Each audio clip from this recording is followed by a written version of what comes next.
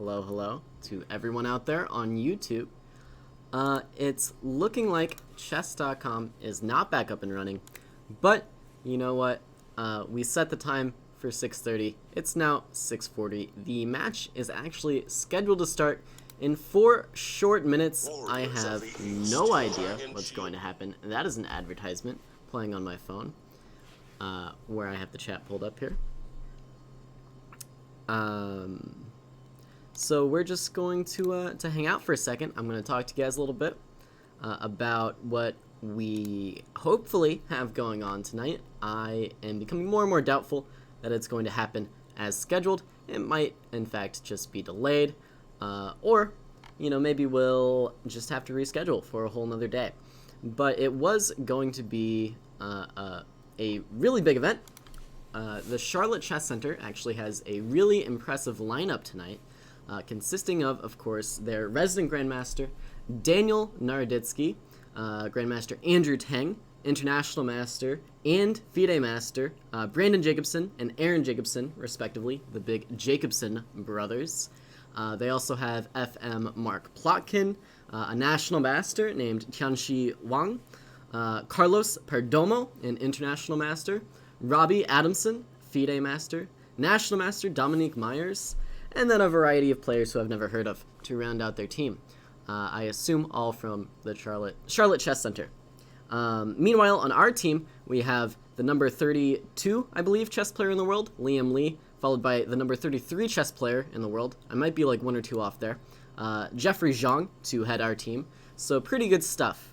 And now, I don't mean to offend anyone here, but in my opinion, this is kind of looking like the matchup of, the high-class chess players, Liam Lee, Jeffrey Zhang, 2,700 plus, really pushing for top 10 in the world at some point in their life, against, the internet guys, Daniel Naroditsky setting internet chess.com blitz records every other day, Andrew Tang battling Magnus Carlsen just a little bit ago over on Lee Chess. These are the stars of the internet versus some of the world's best over-the-board players. And so we'll see if Liam Lee and Jeffrey Zhang can take them out. If you're just joining us here, of course, we are hoping that the match can go on as scheduled, but it does appear that chess.com servers are entirely down. I checked their Twitter to see if they had anything to say about it, and they didn't. I don't know where else I can really look for information on this. So we're hoping that the chess.com servers come back. The match is actually scheduled to start in less than a minute. That's obviously not going to happen if the servers are all down, but we'll see what happens. Why is it referred to as Liam Lee instead of Lequang Liem? I have had extended conversations with Ben Simon on this one, and it turns out it's just the rest of the world that's wrong here. We have asked Liam Lee personally which name he would like to go by, and he says to call him Liam Lee instead of Lequang Liem. I believe Lequang is, or Quang is like, I don't know. Lei is his last name. This much I know. And in the Vietnamese culture, the last name is sometimes said first. I think that's the way to do it. But generally, when they Americanize it, they go in the first name, last name order, as most Americans do. So Liam is his first name, Lei is his last name, so he goes by Liam Lei. But yeah, hello to everyone. Thanks for checking in here. It is now officially 6:45. The match was slated to start at this exact moment. Refreshing chess.com here. It looks like it's still down. But I'm not sure what to do about this. I'm going to wait for Mike Kummer to officially cancel it before I do anything. In the meantime, let's continue looking at our impressive lineup. We have, of course, International Master, an addition to this team, Hans Moke Niemann. Hans Niemann, of course, now a veteran of the U.S. Junior Championships, also has his own Twitch channel over at Saucy Moke. I think I'm getting that right. Saucy Moke. What about Ben Feingold? I believe Ben Feingold has started his own chess center, He is not really a part of the Charlotte Chess Center or the St. Louis Chess Club at this current moment. He has his own chess center in Atlanta. I believe the Chess Club and Scholastic Center of Atlanta. Oh, and sorry, I've got that wrong. Hans Niemann has actually officially changed his Twitch name. He used to be Saucy Moke, which is a fun little name. Now he is just I am Hans Niemann on Twitch. We also have International Master Aaron Grabinski, a Webster student. We have National Master Gopal Menon, who has also got a Twitch channel. So if you want to check him out, he's over on Professor Daddy with an I on Twitch. That is ProfessorDaddi. We also have Forrest Chen playing for us, as well as Julian Proleco. These two players playing for us in both of our previous matches and events, I believe. We also have National Master Nicholas Rosenthal, the third streamer on the roster for tonight. Nick does stream over on his Twitch account called Frolik6767. That's Frolik 6767. Then we have Aditya Ponokumari, who I believe is a WashU student on the WashU chess team. We have Luke Yi playing for us as well, a local kiddo who is soaring really through those ranks. I'm sure he's just about to hit National Master. He's the type of kid who just goes up 100 points every time you look at his rating. We also have Eric Kachenko, over 2,000 now these days, a chess club employee playing for us, as well as Asish Panda. Akshay has been replaced by Vinithreddy Toddy Party, of course, another local player in our select chess program. We also have Ben Liu playing, as well as Arjun Puri, and rounding out the roster, the one and only leader of the video department here, Jonathan Schrantz, rounding out the team.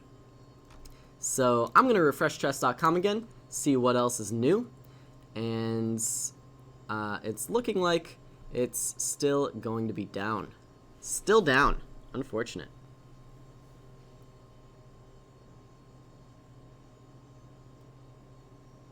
That's the Asian culture, basically? Yeah, I mean, use whatever source you like, but Ben Simon is really a stickler for getting these names right, and he has personally asked Liam Lee what he would like to be called, and he has chosen Liam Lee, so this is his choice.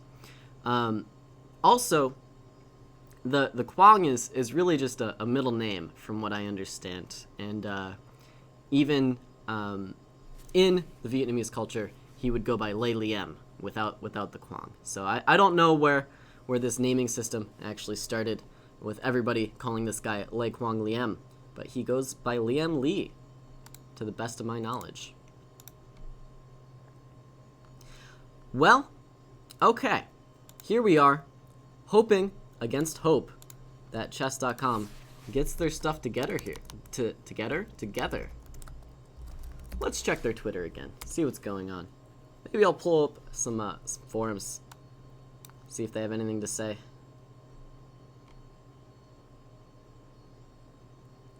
Okay, no, they're just still promoting their events. I guess that was probably like a scheduled tweet. Guess they scheduled tweet. Chess.com is down. Will it start? Your guess is as good as mine, Asish. I'm waiting on the word from Mike to see what the plan is here. I feel like there might not be a plan.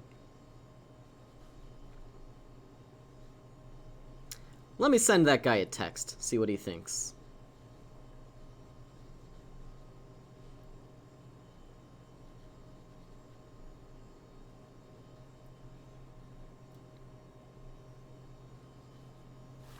Alright, the text has been sent to the one and only St. Louis Chess Club team manager, Michael J. Kummer.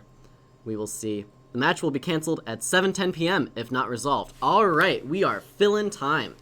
We've got 20 minutes to fill, you guys. What do you want to talk about? You want to talk about some chess? We could talk about some chess. So the chat doesn't cover the board. Short answer, no. Long answer, yeah, kinda, but I would have to make all those changes before the stream got started. I did not realize that the chat would cover the board. I assume you're watching like on mobile or something, and when you tilt it, or when you go to landscape mode, the chat kind of covers. Okay. So, I've just received the official email here. Chess.com/live has crashed. The first 2 rounds are null and void. You heard it here first. First 2 rounds, canceled. Null and void. The event will officially begin at 7:10 Central Time. That is in 19 minutes. Let's talk about our favorite foods. I've recently been introduced to these things called crepes, and they are the best thing I've ever eaten in my life.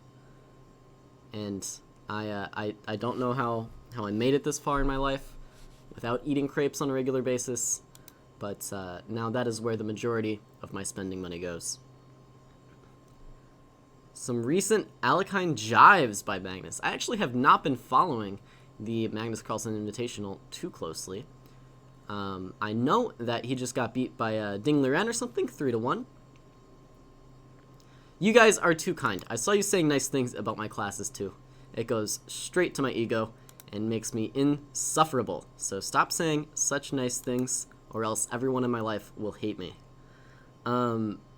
Too sad you're awake. It's 1:50 a.m. in Germany. You started eating your chocolate because of waiting for so long. Well, apologies. Hopefully your chocolate is offering you some consolation.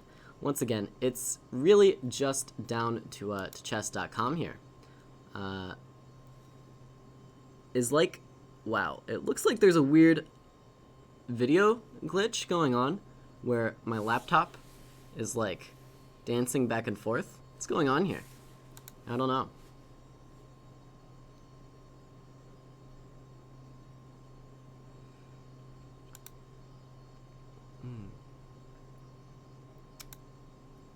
Well, here we wait 17 minutes until we find out if the match is canceled or live. We are giving them some time to figure it out. Ah, you've switched to the Caro. Switch to the Caro. Another victim. Now you're suckered in for life. You'll never be able to change. So, for those of you who've been following these Caro lectures, I can only make one move. That's so sad. I can't even... Can I pull up an analysis board? How limited am I without internet access here? Start. I can't make moves. I'm so sad. I can't even talk about chess. So sad. So sad. Anyways, those of you following the Caro lectures, c6, d4, d5, be on the lookout for the fantasy variation. I think that's what I'm going to have up next on deck for you guys here. That's what's going to be on deck for you guys.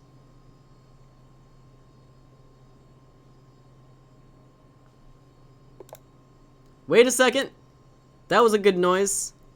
That was a noise. I heard a noise. Is it back? Is it back? I think it's back. Wait. It was back. And now it's gone. It was back. And now it's gone. That is just so sad, isn't it? So sad. Did I make my face too big? Is that what's wrong here? I don't understand. I don't know these things.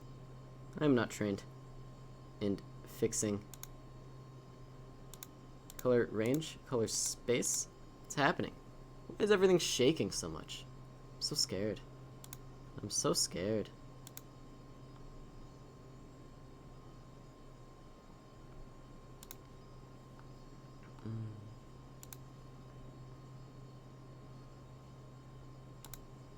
Well, I guess it's just gonna stay that way. Is that horribly distracting? It seems horribly distracting, doesn't it? If I make myself slightly smaller.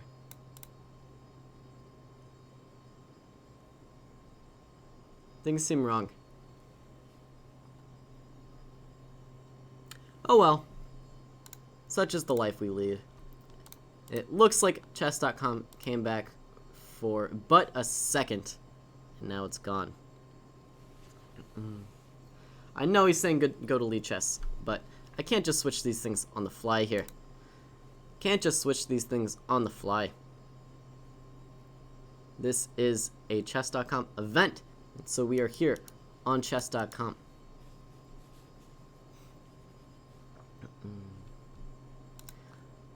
Let's talk about funny moments in chess history. Well, I'll have you know, I wrote an article that featured one such funny moment. Who here remembers the Twitter feud? It was called. It wasn't really much of a feud. It was just a few back and forth tweets between world champion Magnus Carlsen and Dutch champion Anish Giri. Who remembers this? Who remembers this? Way back in 2018 during the Candidates Tournament, Anish Giri went on Twitter and said Magnus Carlsen seemed a little bit nervous about the potential challengers out of the candidates. And Magnus got a little bit mad at him, said, hey Giri, how about you win a tournament for the first time in your life, and then maybe people will take you seriously. That was fun. I miss those days, back when people played chess over the board.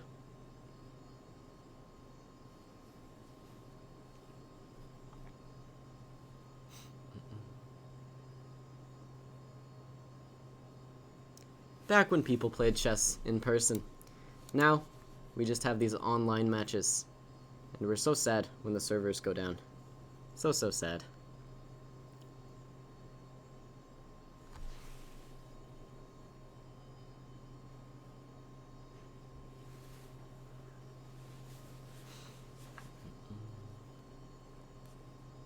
Oh my god. T-Sys, what did he do? I don't understand these chat messages anymore. I've lost the thread. Where is Grandmaster Akobian? You're missing his lectures. He may be coming back near the end of May. Maybe. I cannot confirm nor deny this. Things are in the works here. Then Giri got him back by drawing all his games. He got that right. Giri's a good trash talker. He's a good trash talker. Did you see the Magnus Carlsen Invitational when Giri won his first match against Magnus? He beat Magnus, right? Who did he beat? He beat Magnus. He did the shh, and then he did one of these. That's my favorite celebration move. What's your guys' favorite celebration move? Because I think Giri's little arm dance, that's probably top 5. Top 5 in anybody's list. The old do. Any word on when the Candidates Tournament will resume? Your guess is as good as mine here. Your guess is as good as mine. Hopefully, when the world stops ending, that's when they'll get back to the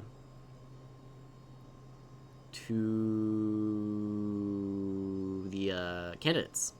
I guess it's internet talk. I was being sarcastic. Ah, you mean like spill the tea? I'm relevant. I'm current. I spill some tea now and again.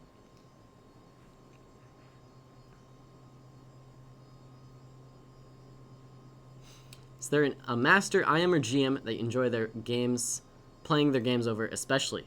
Do I try to imitate their style of play? Not in particular. Not in particular.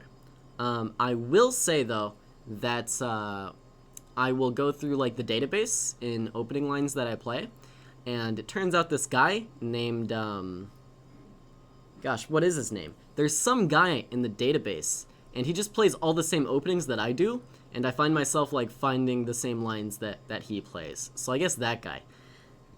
I want to say it's Ivan Sokolov, but then it's like definitely not Ivan Sokolov. So maybe it's Ivan Sokolov.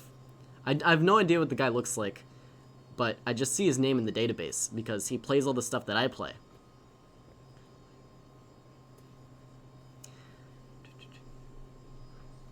I guess this little Q&A with Caleb isn't such a bad way to pass the time. Hello, Alan Street Wars Games. Giri's a good trash talker. Magnus too weak, too slow. Magnus has some good quotes out there too. Magnus, not a slacker in the trash talking department himself. Not a slacker. Who's my favorite chess player? It might be Fabi. I don't know. I like watching Fabi's games. He's fun to root for. Fun to root for.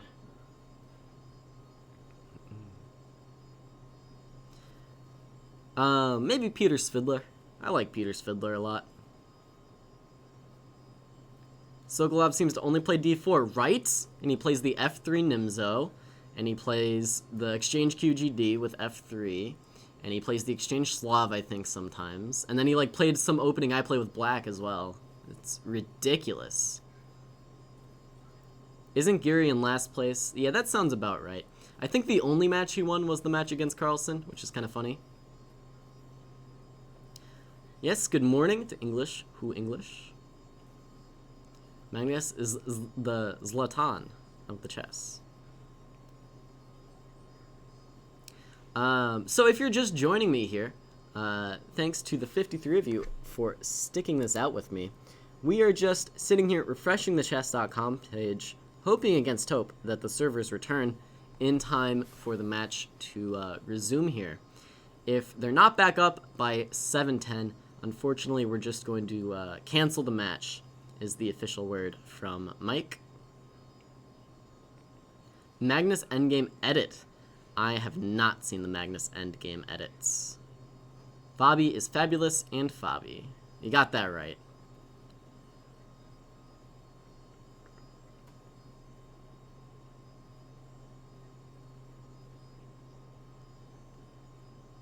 Hate to play against opponents that play the same openings as you.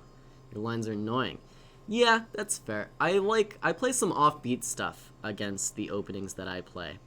I play a very, very strange line against the f3 Nimzo, where I go knight f6, e6, bishop b4, f3, castles. Oh, okay. Okay, they took away my only fun. They took it away from me. Here I was, making moves, and now it's gone. Now it's gone. What if I refresh? Brazil is watching me. That's somehow nice and still scary. Okay, like knight f6, e6, bishop b4, f3, and then I go ahead and castle, a3, bishop takes, b takes, and then I play knight e8, achieving on move like 6 all of my pieces on the back rank. It's the best way to play chess.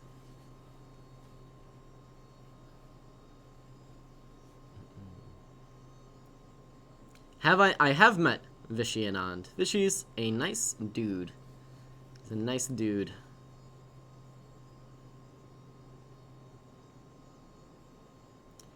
Did I have a favorite chess book as a 1600 to 1800 player? When I hit that reading range, I kind of slowed down on all the reading, I think. I consumed a lot of chess content online. I really think a great way to improve... It's back, says Akash. God, well, you know, to heck with anything I was just saying. Is it back? Is it back? It's gone. It's not back. I consumed a lot of chess content online. Knight e8 with f5. I actually don't play for f5 so often. f5 is more of a defensive resource in that line, and you can even play f6 instead of f5 sometimes just to block this diagonal. And then the point is, you quite simply play bishop a6, attacking c4, knight c6, knight a5, attacking c4, c5, rook c8, open the c-file, attack c4, and you just win a pawn on c4. In exchange, you win a pawn, your opponent gets to checkmate you. So if that's the type of chess you like playing, you know, you get to win a pawn, but then your opponent checkmates you, that's the line for you. For some reason, I like those positions.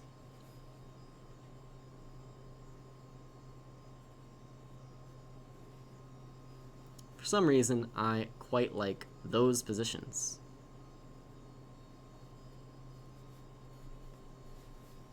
Yeah, well, in the King's Indian, yeah. But I'm saying there are some differences. There are some differences. Yeah, the knight e8 line in the King's Indian is actually pretty interesting. Well, there's like two main branches of the King's Indian, right? You step back with the knight to d7, or you step back to the e8 in the classical line. And with the knight on d7, the idea is you try to stop c5 by controlling that square. And knight e8 kind of just allows c5, but it protects the square that c5 is aimed at attacking. c5 is aimed at opening up the c-file and getting to c7. So knight e8 is already preemptively defending that square. So it's an interesting idea Both moves are aimed at making c5 less effective. Knight c7 just tries to prevent it. Knight e8 guards against it. It's some fun. It's some fun. Wait, is it back? Is it back? Is it back? Hold on a second. Hold on a second. It might be back. It might be back. Hold on. I'm now realizing I probably need to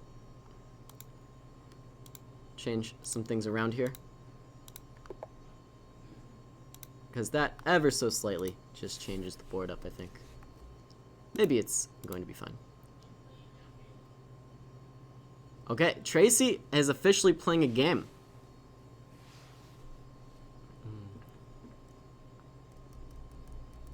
See, the thing about my line is that, yes, it's about winning the c4 pawn, but really it's mostly about winning the c4 square. If you get a piece to c4, you're feeling okay. Feeling okay. What I think of the Kia, somehow I find it kind of annoying to play against, actually. So it's a little bit annoying for me, at least. Okay, so yeah, this does actually mess some things up here. So we're just going to make this super big. Super big. There you go. Oh, and we're going to need... Oh my gosh. Oh, it's just way too much. Oh god, it's taking over my face. Who designed this on chess.com? Who thought that was a good idea? Oh my gosh. All right, I'm going to have to get way smaller. Here we go. Here we go. Way smaller. That's fine. Who needs to see me anyways? Okay. Too much? Down here even further? Making adjustments on the fly. Oh, there goes the background. That's not what I wanted. Okay, just like that, we have adjusted the stream. Craziness. Craziness here. So we've got 2 minutes to the start time, and the connection has been lost. Perfect. Perfect. Exactly what I wanted. What do I think about the Urasov Gambit? Is it one of the aggressive openings? I have heard a very nasty rumor that the Urasov is unbeatable. So, I mean, it's hard to do better than that. Hard to do better than unbeatable.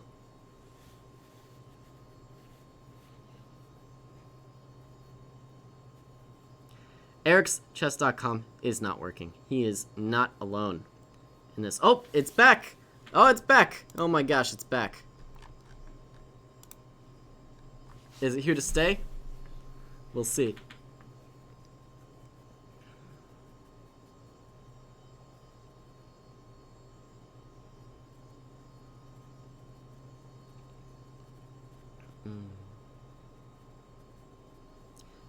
It seems to be back. But there does not seem to be a match happening, unfortunately. In progress? Is the match in progress? Don't think the match is in progress. I think we missed the 7:10 deadline. And it's donezo here. I think we're donezo.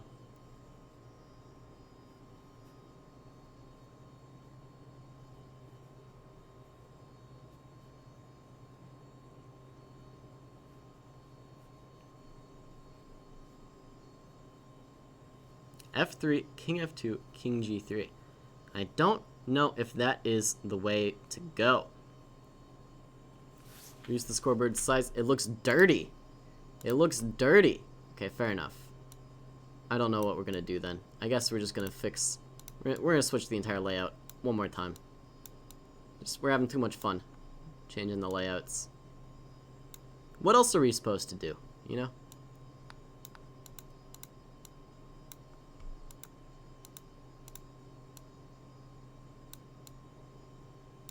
There you go. Oh, I grabbed the background again. Gotta stop doing that. Should really like lock it or something. That'd be the smart thing to do. It's not even centered. Oh my gosh, I'm gonna go crazy. I'm gonna go crazy trying to center everything now. Oh my gosh. Oh my gosh. Alright, well, that's a layout. We are starting at round 3.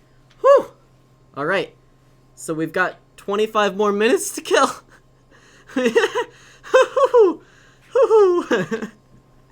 Alright. I'm good at talking about nothing, but I don't know if I'm that good at that talking about nothing. Alright, message retracted. I think we have abandoned that plan. Makes me an interior designer. Maybe it all falls under the big title of stream operator.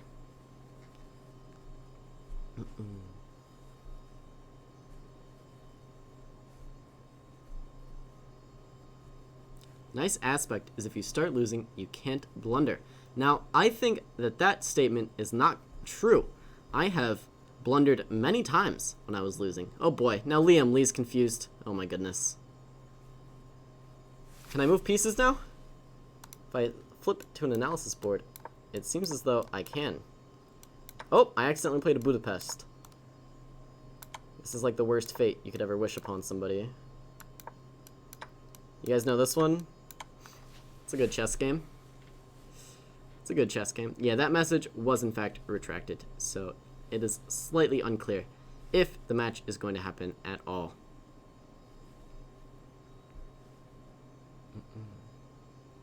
Do I know any gambits in the Caro-Kann?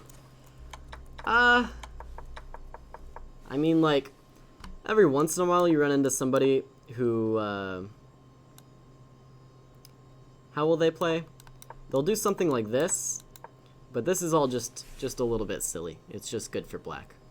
Just good for black. You can also be slightly strange. Can you be? No, you really can't. I guess, if you want to play like a gambit for black, you could play like this, I guess, but I mean, it's all just a little bit silly. It's just giving up pawns for nothing. It makes sense to like the video now? Well, if you like what you're watching, do what you feel. Yeah, this is fine. This is fine. But yeah, no real main gambits in the Caro, I think. Well, I guess there is. You can consider this a gambit for black. E5, C5, and white can kind of keep this pawn if white really wants to.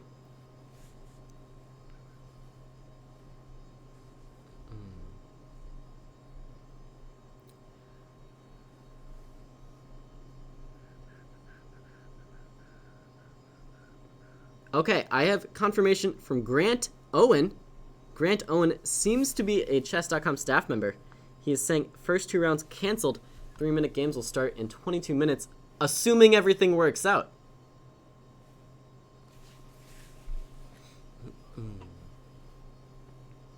Assuming everything works out. We shall see. 7:35 p.m. All right, boys. 20 more minutes to kill. 20 more minutes. What you guys want to do? All right, should I just play some chess? Should I just play some chess? This was the old guy with black hair. I don't even know who you're talking about. Old guy with black hair. Not ringing any bells here. Yeah, it's the Black Mardemer pretty much. I don't know if it's is it exactly the Black Mardemer? I think it's just the Black Mardemer, right? It's all a little bit silly. It's all a little bit silly, right? Okay, but that's just the fantasy variation. That's just the fantasy variation.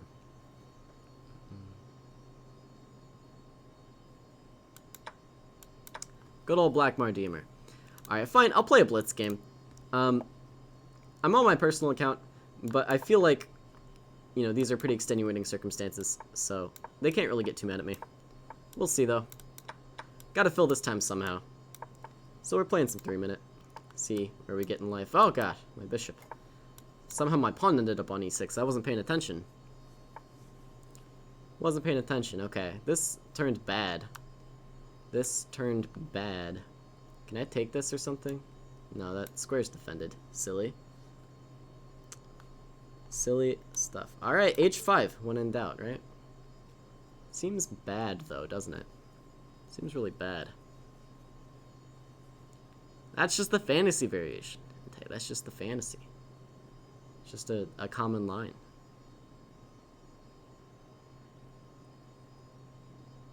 So, if you're just joining us, we are, of course, just filling a little bit of time here.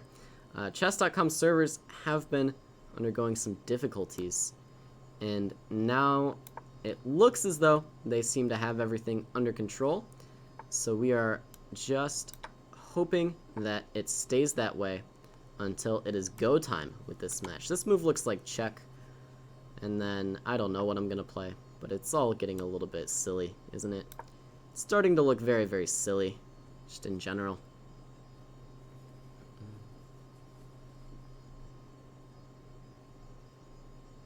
Probably I should be losing this game. F3 might just trap my queen. Seems entirely possible that Rook F3 traps my queen.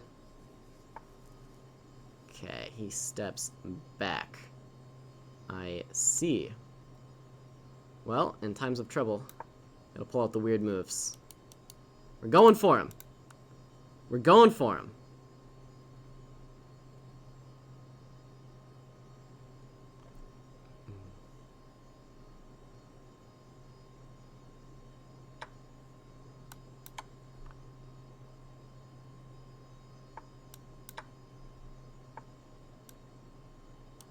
Seem to be losing a piece now instead of my queen. Things could be worse. I deserved worse. First team to 128.5. Alright, I love it. I love it. What a great score.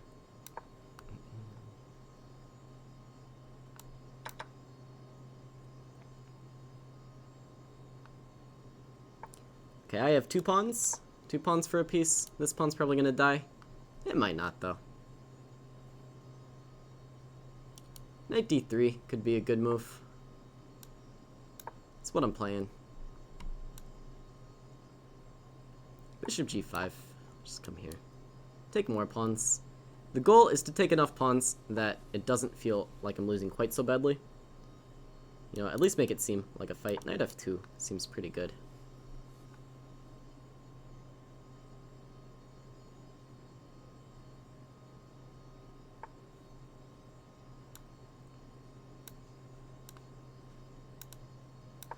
I'm just going to play bishop g7. I'm not super committed to taking on h3. I am super committed to not letting his rooks in and checkmating me. I get this pawn now, and I feel like I've won enough pawns that it doesn't feel like I'm getting blown out of the water here. So maybe life is okay. Maybe life's not so bad, especially after that move. No, okay. I thought just bishop takes g3 there was probably good enough for my opponent. But now I get to win. And winning's fun. See, look, we win. Alright. 16 minutes to go. Let's officially start talking about this,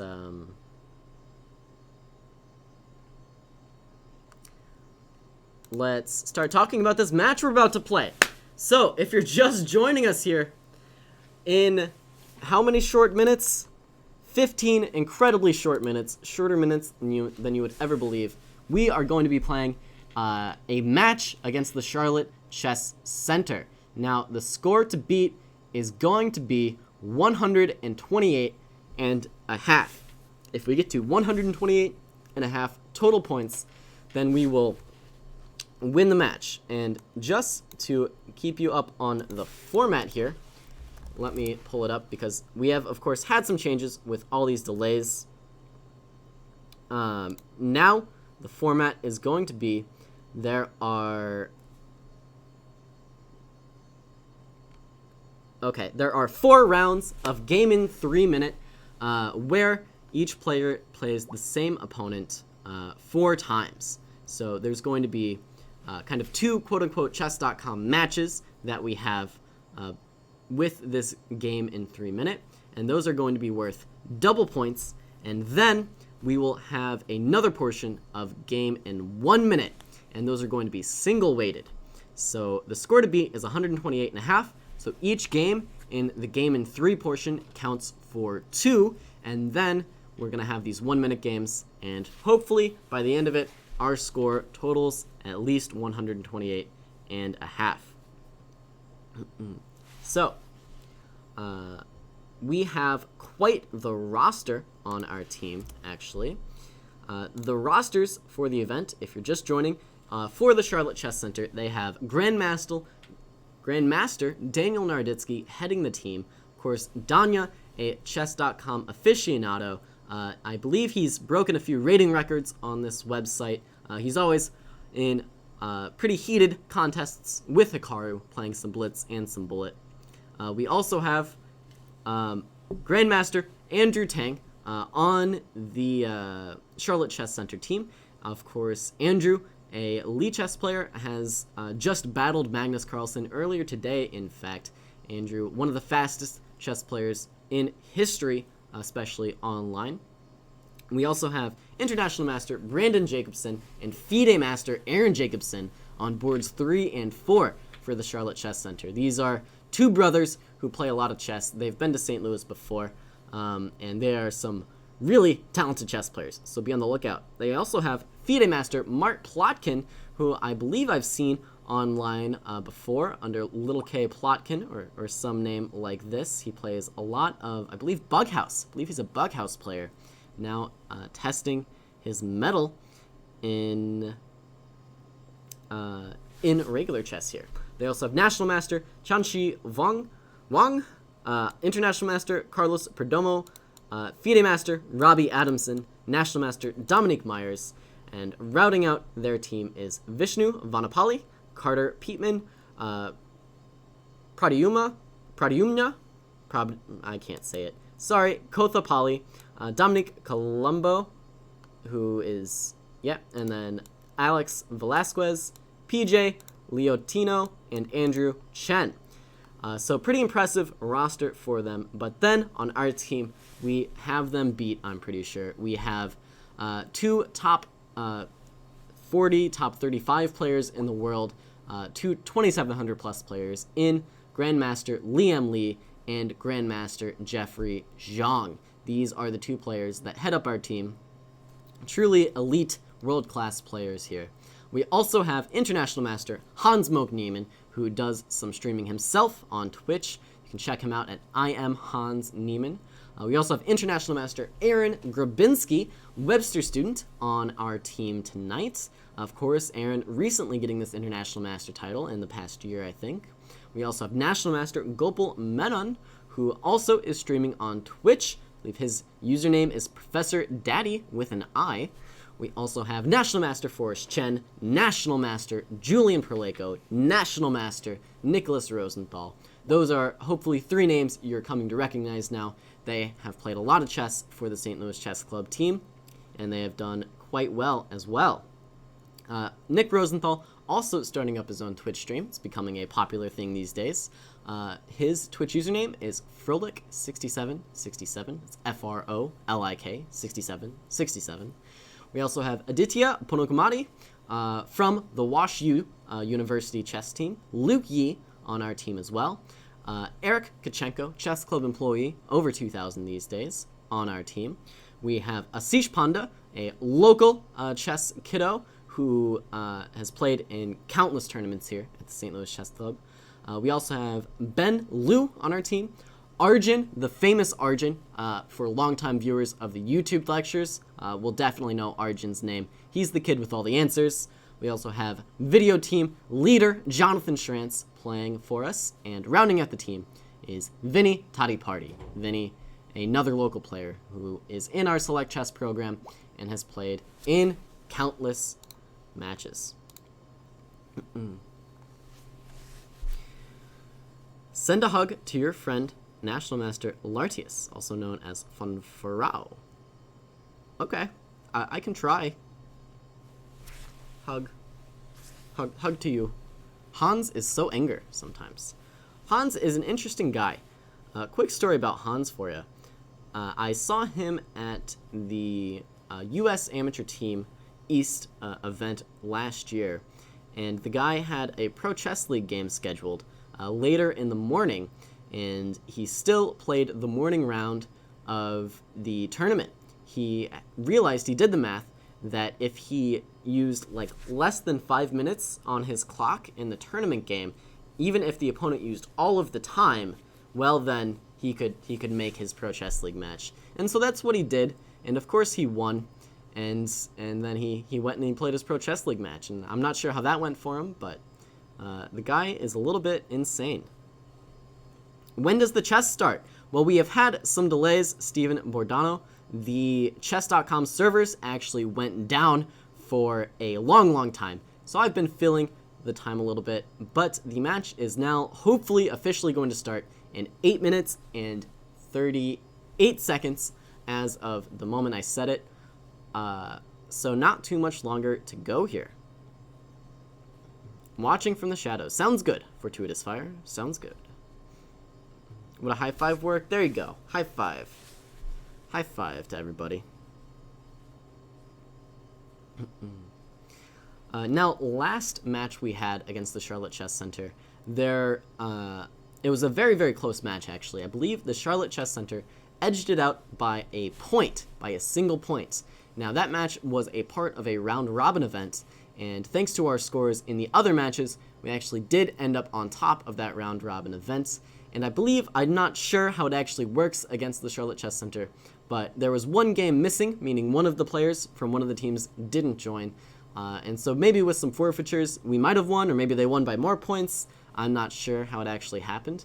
But regardless, it was an incredibly close match. And so this is the grudge match to settle the score here, to find out once and for all whose chess team is going to be the best. The St. Louis Chess Club or the Charlotte Chess Center? Who is going to do it?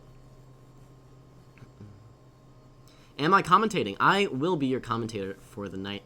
I keep trying to get an invite to one of these matches, but Mike Kummer just thinks I'm such a great commentator that maybe I should stick to this instead of trying to play chess. Which, fair enough. I've told this story before, but Christian Trilla actually had me go out and commentate on the Midwest Collegiate Chess Championship that he held last year. And he said to me one of the days while that was going on, he said, "Caleb, you're a much better commentator than you are a player." And I said, "Huh, well, you're a much better coach than you are a player." And he took it as a compliment. And we'll say that's how I meant it as well. We'll say that's how I meant it. Okay, 6 minutes to go here. 6.5 minutes. The round is going to start at, I guess, Trace is laughing at me. Tracy's always laughing at me. It seems like the chess.com servers have stabilized. So we are just waiting for this match to get going here. Just waiting. Looks like both of our big grandmasters are in the events. The chess.com format for this is like so bad. I can't even like see who these players are. Oh well. Looks like we've got both of our international masters as well. I'm counting 1, 2, 3, 4 national masters. That sounds just about right for us, right? 1, 2, 3, 4. Yeah. And then let's see. 1, 2, 3, 4, 5, 6, 7. Wait, 1, 2, 3, 4, 5, 6, 7. Wait, I can't count. Oh my gosh. Okay, and then we should have 8 other players. Let's see if that count is correct as well. We have 1, 2, 3, 4, 5, 6, 7, 8. Okay, looks like all of our players that should be here are here. Charlotte seems to be missing some people, but it looks like our team has worked through the connectivity issues with the chess.com servers, and the team is all ready to go on our end. Just 5 more minutes. Why does it say SF v STL? Originally, this was just going to be one match that we played, and it was against the San Francisco Mechanics, and then we blew them out of the water. They didn't stand a chance. And we've been putting together a few more matches now. We're doing one of these a week, it seems like. I don't know if it's going to keep being a regular thing, but we seem to be doing about one every week, and we just stuck with the same club account for simplicity's sake. Hello, Jay Patel. Hello, Jay.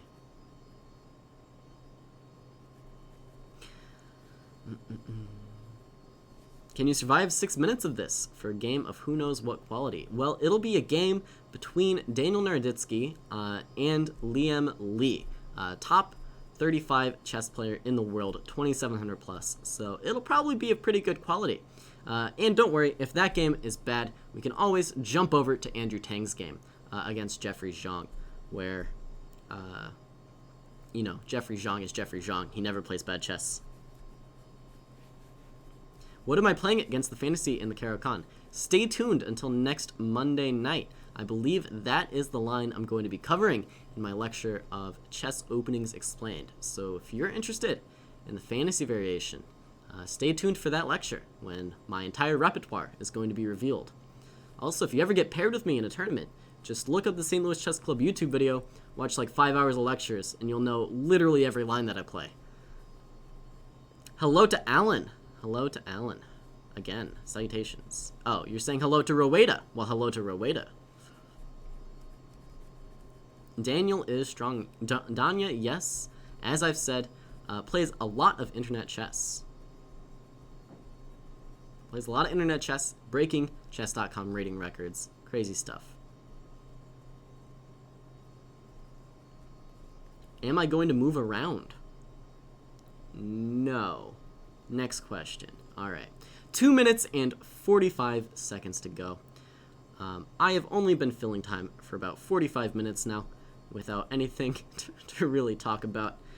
So, 2 minutes to go. Can we make it another 2 minutes, everybody? Stick with me here. Stick with me. Hopefully, we'll get there. Hopefully, we'll get there. What do I move first normally? I tend to move a pawn first. I'm a 1d4 kind of guy. Every once in a while, I'll mix it up and play one of these other moves, but normally 1d4. Sometimes I even play that move. Sometimes I play that move. It's crazy. You can never tell what I'm going to do. You can never tell what I'm going to do. Can I give you some puzzles in the meantime? The time for puzzles has passed, Jay Patel. There's 2 minutes to go. There's 2 minutes to go. Here, do you want a puzzle? A move ends with move 8, knight takes h8, checkmate. Construct the game. There you go. There's a puzzle you guys can do on your own. Move 8, knight takes h8, checkmate. I think I didn't even say the puzzle correctly. It's probably like move 6 or something, but I can't remember. It's one of those retrograde analysis puzzles. I think I said that right. Start a countdown. 1:27, 1 minute 26, minute 25, minute 24, minute 23. The Vinea? I don't know the Vinea. That is not one that I am familiar with. D4 is for the scared. I'm going to have to disagree with you on that one. D4 is for people who like winning chess games.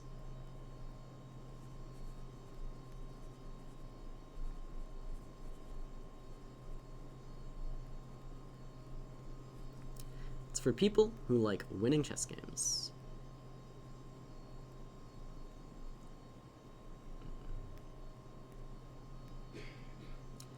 It was by Kramnik? I'm not sure if Kramnik actually did that one. Most of these fun retrograde analysis ones, they're a lot of fun if you haven't heard of them before.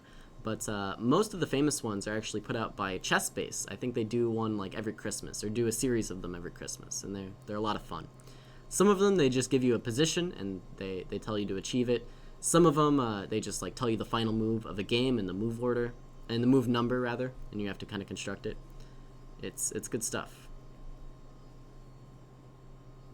Vinea?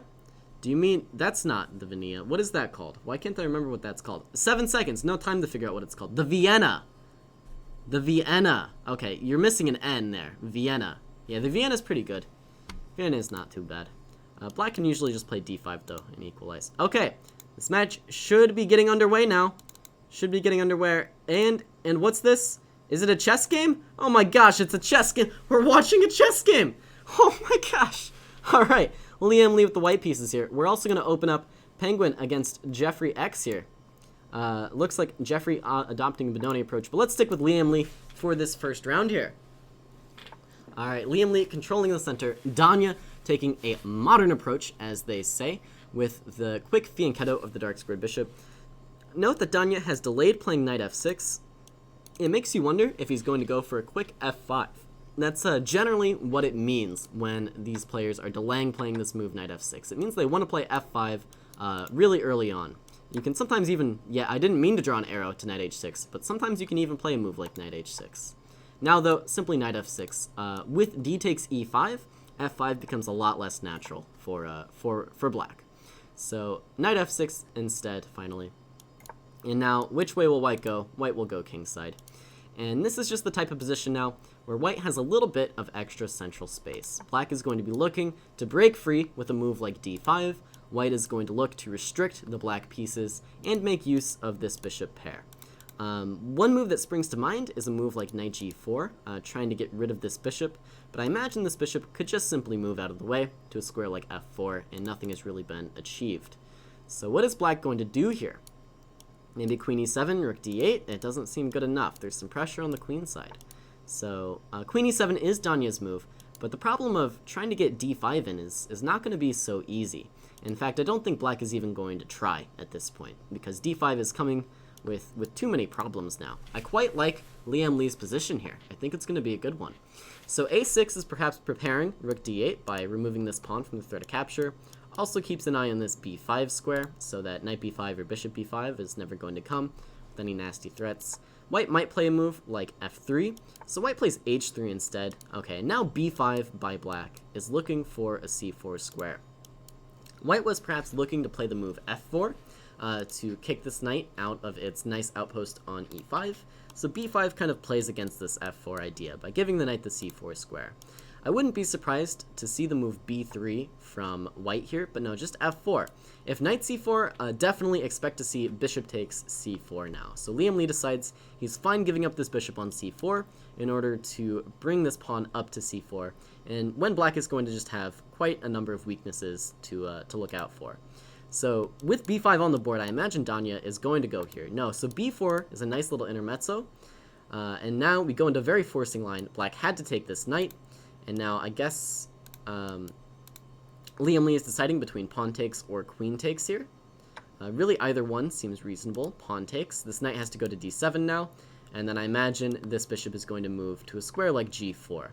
Maybe even the simple f3 could be considered here. Or perhaps even bishop f2. Just, yeah, bishop f2 is the cleanest. And now you're just threatening discoveries here. The black pieces are slightly awkward. Okay, we have queen f6. Now bishop d4 is potentially a good move, hitting this queen. Oh, I guess just trades. What am I saying? What am I saying? Just trades. Okay, b4 is hanging, but b2 is also hanging. So GM Liem does take. I imagine Dania will take b2 in some order. So rook b8 is preparing to take it with the rook. But now queen a4 hits this knight, and it's not so clear what this knight is doing. Is it coming to b6? Is it coming to c5? Is it coming back to f8? Because a6 is going to hang as well. Black is getting activity on this b file here on b2, but is it going to be enough for this pawn? Will black end up regaining the pawn? I'm not so sure. The move bishop takes b6 looks incredibly unnatural, but perhaps it's worth considering here. Yeah, okay, so he doesn't do it. It's too unnatural.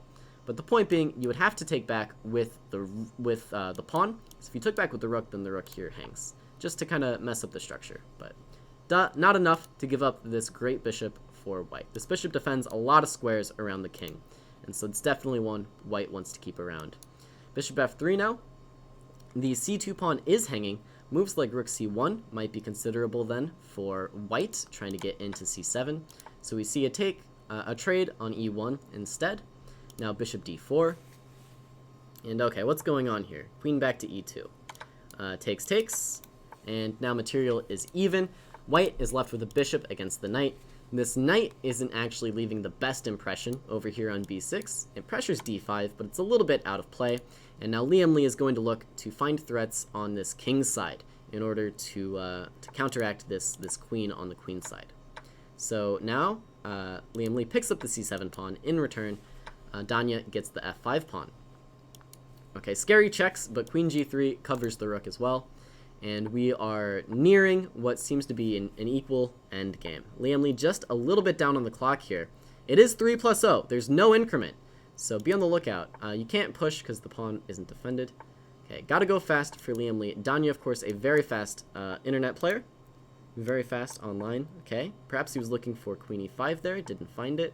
c5 now, just takes. Okay, so Liam Lee just gets rid of this pawn. That's a knight. That's a knight. Okay, gotta go for flags now. Gotta go for flags. Gotta go fast. Gotta go fast. Okay, and... oh, big news. Jeffrey Zhang actually already won the first game against Penguin. So the score now is 3-5 in this first match. Note that these matches are actually double weighted.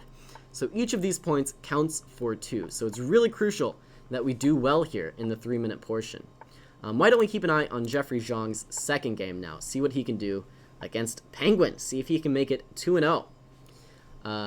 What was this opening? I'm not even sure what has happened here. Looks like maybe some e4, e5 business. The Roy Lopez type of stuff with a bishop exchange on c6. So Jeffrey now, with a big center, is looking to put some pressure on these bishops, on this bishop's pair, trying to take away some diagonals and use this central space to his advantage. He's got some pressure on this f-pawn as well, and it's all about making sure these knights are serving useful purposes here.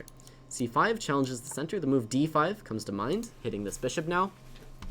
The trick to playing against the bishops is always to keep diagonals closed. You want to close off diagonals wherever possible to prevent these bishops from being too strong. Knight e5 seems like a good move. Bishop g4 could be following. And if queen f2, well then knight g4. Oh, but then bishop c5. Okay, so the intermezzos kind of compound here. And perhaps this was missed by Andrew Tang. Now this bishop is hanging and this pawn is hanging. How do you save both? I'm not so sure. Knight g4, bishop takes pawn. Okay, knight takes f2, bishop takes queen. And what's going on? Knight takes e4. Knight takes f2, knight takes f2, bishop takes e7. Knight takes e4 maybe. Okay, no, he just takes back here. Okay, and takes on d5. So what's going on? Material is actually even, and black managed to trade off a knight for a bishop. So I think Andrew Tang actually got the better end of this kind of exchange here. This weird intermezzo desperado type of exchange I think went in Andrew's favor. Okay, so a2 is hanging, e4 is under pressure, and none of these knights make any sense. I really dislike White's position here. Okay, so he's unpinning now, at the very least. And now how do you deal with this e4 pawn in the long run? I'm not so sure. Jeffrey's trying to organize the pieces. Okay, h5 is looking for h4 to kick this knight away. c3 is a nice move. Like I said, you want to close off diagonals as much as possible. But really, the position just continues to open up here, regardless of what Jeffrey tries to do. He's now sacrificing this e4 pawn. If Andrew wants to take it, he's going to have to give up a bishop. And in return, Jeffrey might find some activity, at least, with these rooks on d7. But regardless, looking pretty rough for Jeffrey here. Now, if bishop takes, it is just going to be a full pawn sacrifice. Andrew wants to keep the bishops on the board, though. Wants to keep the bishops on the board. Okay, and what's this? It looks like Andrew missed a tactic.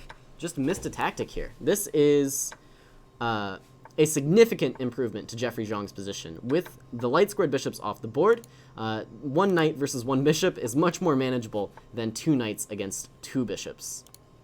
This structure kind of compensates for the lack of the pawn. Of course, Penguin is up a pawn here, up an extra doubled f pawn.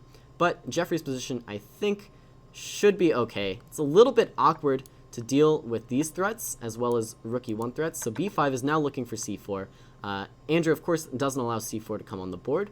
It's just difficult to keep this rook from invading to all of these squares. And it looks like Andrew is actually going for some mating ideas with this type of structure. Jeffrey's kind of relegated to just shuffling back and forth now. Okay, this allows rook e1, though. This allows rook e1. Okay, knight d2, rook e3, and what's happening? Okay, he gives up this pawn, but escapes with the king. That's the type of maneuver that only Jeffrey Zhang would play. That's the type of stuff that requires such accurate calculation, you know, to see that the discoveries on e3 aren't going to be super impactful. That's kind of crazy. Either that or he got lucky. One of the two. Now, The time is going to be the relevant factor here, and I think Jeffrey Zhang is going to win this game. I really think Jeffrey is going to win.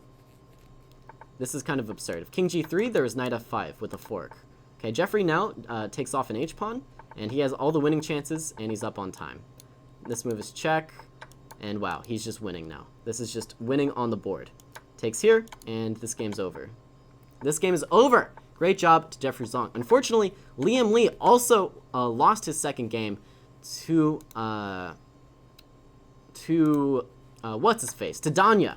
Okay, looking at the next highest board here, we have, looks like, who is this? I don't know the chess.com names. We have Gopal Menon here on our team against Little Plotkin. And it looks like this game has gone poorly for us. So let's jump back here, find a better game to look at.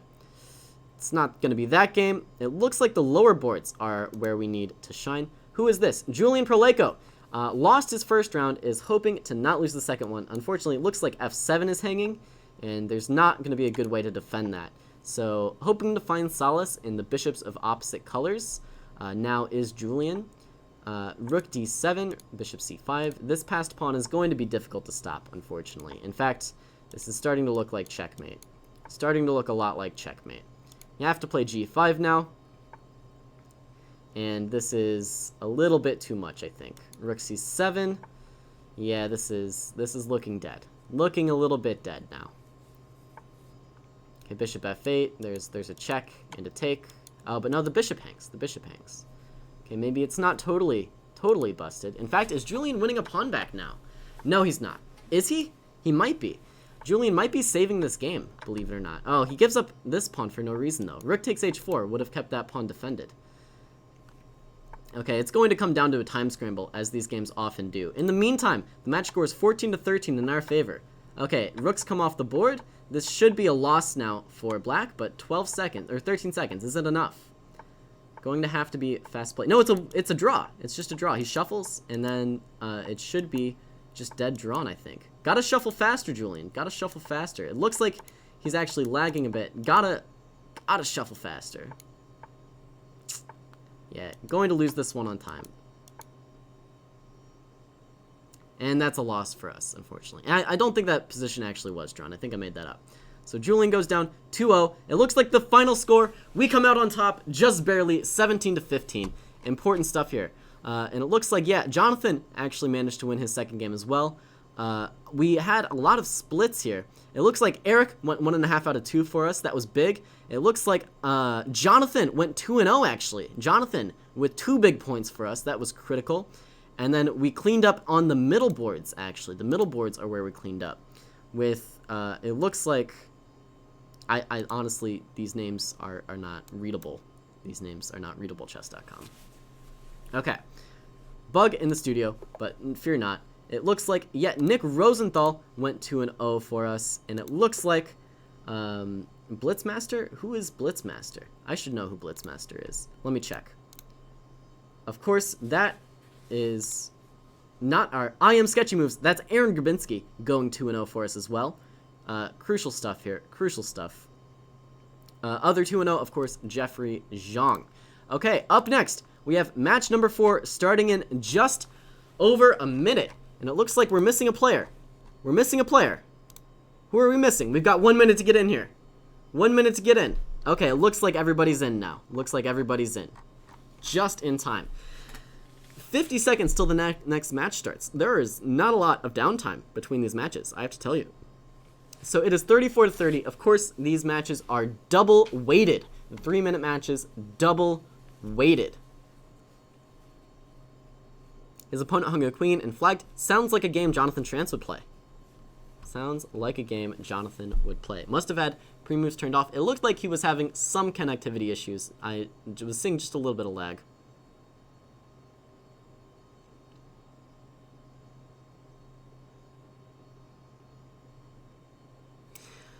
Oh my gosh. Okay. 10 more seconds of me resting my voice, and then it'll be back to that kind of rapid-fire commentary that hopefully makes some amount of sense, although I have my doubts. Okay, and we are underway. Waiting for the games to load in now. Who is this? This person shouldn't be in the match. Oh, that's Brandon Jacobson. Brandon Jacobson should be in the match. Okay, breaking news here. Due to these matches being rated, Brandon Jacobson's rating has actually surpassed that of Andrew Tang. So, Brandon Jacobson, new board 2 for the Charlotte Chess Center. All right, that's crazy stuff. And we have now that checkmate that I showed while we were waiting for the tech difficulties to sort out. We have a Budapest by Brandon Jacobson. And let's see how Jeffrey can dismantle the Budapest. In my experience, he's actually playing the line that I play. It's all about playing this move c5. When white gets this move c5 in, black is going to be in some danger. So that's why we see b6 now, holding on to the c5 square. Even b4 is a consideration now for white to really push this idea through. In the meantime, look to see black trying to play on the king's side. So b4, knight d7 even further defends this c5 square. It's all about c5 for white. Rook d1 now puts more pressure on this d file. Really just trying to get c5 through. That's the key break here for white. Thank you for joining us, Alan. Thank you for joining. Okay, yeah, c5 now. Takes, I imagine, has to be played. What else can be played? Okay, and the idea for Jeffrey was bishop b5 as a nice intermezzo. Now, with this knight being pinned, I guess c takes b4 is going to be not quite accurate due to this move. Rook takes c7. And out of nowhere, water appears. Thank goodness. I was struggling here. I was struggling. C takes b4, rook c7 is Jeffrey Zhang's idea. And this seems like a powerful idea. Now I expect to see a simple takes on c5. I don't know what queen e6 was actually achieving. Yeah, simply takes on c5. And now things are collapsing for the black player here. Maybe c6 is what he wants, but it's just not going to work. Queen takes d6 in response to c6. So how do you solve these problems? Okay, and we have an exchange sacrifice. This was Brandon Jacobson's idea, but this cannot be good for black. I think Jeffrey has simply achieved a winning position. The move queen a5 comes to mind, hitting all of the weaknesses in the black camp. The downside, of course, is you don't want to leave your king too unattended here. That is the way that Brandon Jacobson is going to get back into the game if you just kind of forget about your king side. So rook b1 instead, keeping this queen on the second rank where it can actually be a very useful defender.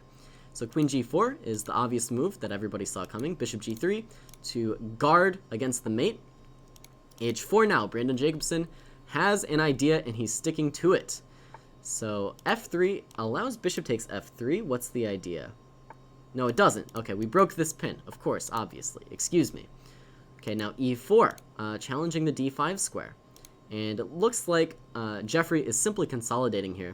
Now you can actually really start considering moves like queen a5 to just bust open the entirety of this queen side. Maybe rook d2, or rook b2 is a simple move. But no, queen a5. You can play rook d2 later if you need to guard the second rank. Jeffrey decides his king is safe enough, and now is going pawn hunting. Going on a pawn hunt. Going on a pawn hunt. Knight e6. Like I said, Brandon just totally rerouting to this king side now. It's pretty much checkmate or bust at this point for Brandon Jacobson. Rook b8 is a really nice move. The point is, you can take this a pawn whenever you want it. What you can't do is protect your king later if you don't protect it now.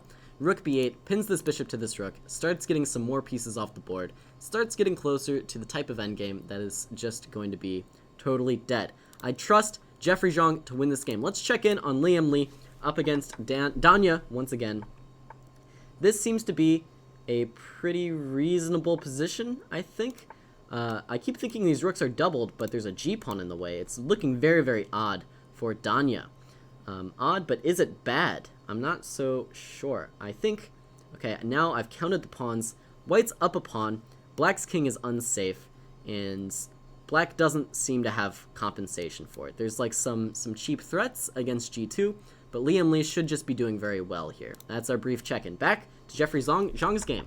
Looks like bishop d7 ended up being played, and we do see one set of rooks come off the board. Every pair of pieces that gets traded off gets Jeffrey closer to just a technically winning endgame. That's the goal here. e5 is nice. This pawn is pinned, and Brandon Jacobson is out of time. This move is coming now. E takes d. Difficult to stop. In fact, impossible to stop. And Jeffrey Zhang wins his first game. I'm calling it.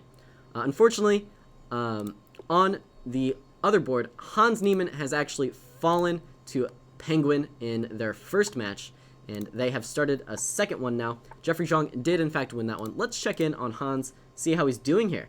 Looks like they played very, very quickly in this game, and not so good for Hans. No, wait. Good for Hans? Not so good for Hans. Not so good at all. Bad for Hans. Not good at all. No, no, no. Goodbye.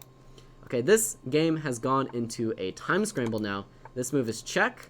This move is... Okay, that move is check. This move is defending. King G2 now. Okay, bishop F6 is nonsense, but it's fine. And they're pre-moving. And back. And checkmate! Okay, get that off the board. Get these pawns off the board. And checkmate! Liam Lee goes down. Liam Lee had black? Oh my gosh, I got the colors wrong in that game. I really thought Liam Lee had white. Okay, well that's a win for Danya there. Unfortunate. Really thought Liam Lee had the white pieces in that game. Wow. Okay. What a turnaround. In game 2, let's watch Jeffrey Zhang again. He has the black pieces here. Fool me once, shame on you. Fool me twice, shame on me. Okay, and this position looks slightly less comfortable. There's this pressure on b6 that Jeffrey has to be aware of. If the bishop ever lands here, it's going to be kind of devastating. White's looking to expand now on the queen side, looking to get this knight out of the way perhaps, and expand with a move like c4. In the meantime, Jeffrey's position is very cagey. It looks like he's rerouting this bishop out to g7 here. But if you do so, then d6 is going to be quite weak. It's honestly not so easy for me to find out how Jeffrey is going to break free here. What if d5 immediately? This might be what's being calculated right now. The immediate d5 with the idea of taking on b4. Jeffrey doesn't go for it, but it looked kind of interesting. So rook e6 defends over here. Now, if f5 gets played, what's happening? What's happening after f5? Rook e5, I guess, is fine. I mean, well, takes, and rook... Yeah, f5 does happen, and rook e5 is his choice. Maybe now g5 has to come? I'm not so happy. Okay, d5, though. d5, Jeffrey breaks free. This is the nice idea that I was looking for Jeffrey to play. Going after this b4 pawn. The move b4 from white just seemed a little bit unnecessary. It really weakens a lot of squares over here, including the pawn itself, and Jeffrey's looking to take advantage of it. The move bishop d4, though, might be a potential problem here. So we do see this exchange now of b4 for d5, and after d6, Jeffrey goes up a pawn with queen takes a5. Up a pawn ends with perhaps a winning position, right? c3 looks difficult to defend. I suppose bishop d4 has to be the move. Okay, he inserts this move. Now knight takes, though, and both of these pieces are hanging. I don't think rook takes e5 was quite accurate. I think bishop d4 had to be played. In fact, Brandon Jacobson just resigns. Hans has somehow drawn this game. He flagged him. He flagged him. Hans flagged the penguin. Hans flagged him. Incredible. Incredible flag from Hans Niemann, saving that half point. So Brandon Jacobson going down 2-0 to Jeffrey Zhang. Jeffrey so far has been killing it with a perfect 4-0 record. Let's check back in now on Liam Lee in his fourth game against Daniel Naroditsky. Liam Lee so far unable to take out Danya. What's happening now, though? Queen e3. Can I count the pieces? 1, 2, 3. 1, 2. What am I missing? Where's the tactic? Where's the big tactic at? I don't understand. How? What? Okay. I don't understand. Is Liam Lee just up a piece here? There's some threats for black to be sure, but a piece is a piece. Is a piece. Rook c1 now. Rook c1 must be the move to kind of evict this queen. Okay, bishop e2 instead. Okay, bishop e2 makes a lot of sense. I can get behind bishop e2. I'm happy with that move.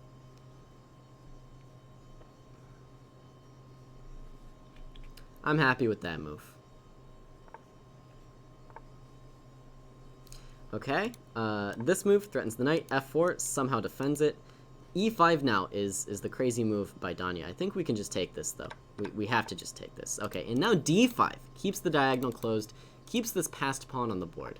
d5's a pretty nice move. Okay, now it's got to be rook c1, now queen b2. Okay, note that this bishop opening up was the whole point of Danya's play there over the past few moves. I imagine d6 now might be the move. Rook d1 is preparing such pawn pushes, in fact. Yeah, d6, and the problem now, I guess, is rook c3. Rook c3 is Danya's idea. Maybe knight c5. Okay, knight d4 instead. Similar idea, just removing this knight from all these threats of capture. And now rook c3 has, in fact, been stopped with this blockading knight. Okay, now knight c6 comes to mind. And knight c6, rook c3, okay, and what's the point? Queen f4, okay, queen takes e4 even. This rook is hanging, this trade is threatened. Liam Lee's up a piece. Liam Lee's just up a piece. Looks like Liam Lee is just up a piece here.